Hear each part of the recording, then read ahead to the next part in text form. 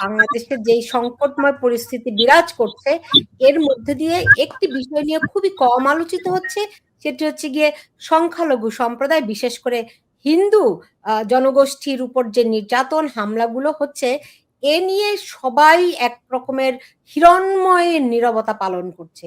কেন, কি জন্য, এক বিরাট রহস্য। এর মধ্যে মাত্র আজই বিশিষ্ট চিন্তাবিদ, বিশিষ্ট বুদ্ধিজীবী ডক্টর সলিমুল্লাহ খান বলেছেন বাংলাদেশের সব হিন্দুরা নাকি ভারতীয়। মানে কত অদ্ভুত একটি কথা। মানে হিন্দু মানেই ইন্ডিয়ান, এই কথাটি তিনি কোন বিবেচনাবোধ থেকে করেছেন এটা একমাত্র তিনিই জানেন। কিন্তু তিনি বিভিন্ন সময় নানান রকম সাম্প্রদায়িক বক্তব্য দিয়েছেন, এটি আমরা দেখেছি। কিন্তু আজকে আমি যেতে চাই,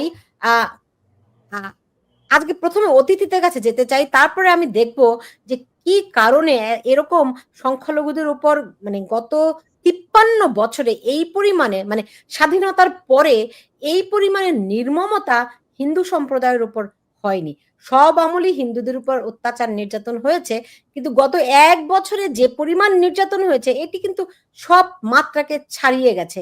এবং আরো যেটি সবচেয়ে ভয়ঙ্কর এবং দুশ্চিন্তার বিষয়, সেটি হচ্ছে এ নিয়ে কেউ কোনো উচ্চ বাচ্চ টু শব্দটি পর্যন্ত করছে না। এমনকি গতকাল ৫ই আগস্টের ১ বছর পূর্তি উপলক্ষে ডক্টর মোহাম্মদ ইউনুস যে বক্তব্য দিলেন, সেখানে তিনি শুধুমাত্র আসসালামু আলাইকুম বলে তিনি সবাইকে সম্বোধন করলেন। শুধু তাই নয়, তিনি বললেন যে যারা এই ২৪-এর আন্দোলনে শহীদ হয়েছেন তাদের জন্য একটা নাম ফলক তৈরি করা হবে এবং ভিন্ন ধর্মের মানুষদের জন্য আলাদা নাম ফলক থাকবে। এটি যেন আমরা সেই ব্রিটিশ আমলে চলে গেছি কিনা, যখন এরকম পৃথক ব্যবস্থা ছিল।